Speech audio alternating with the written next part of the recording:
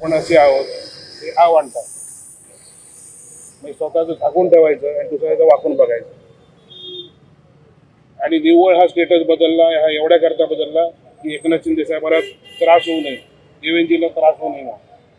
कारण ही सीट जिथून येणार ही निवडून ही शिंदे गटाची असेल किंवा BJPची असेल, पण ती ह्या महायुतीचीच असेल.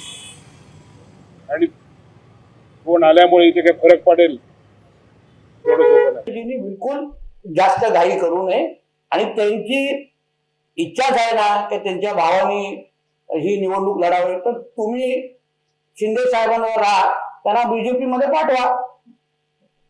कमळ चिन्हावर आहे, लढू मग आपण. कशाला घाई करतात? ते अधिकृत कुठल्या पक्षामध्ये नाही आहेत असं मला वाटतं. त्यांचा मोठा म्हणजे किरण सामंत जे आहे ते कुठल्या पक्ष, त्यांना BJP मध्ये पाठवा, मग आमचे पक्षश्रेष्ठी विचार करतील, मग कोण दुखावणार नाही.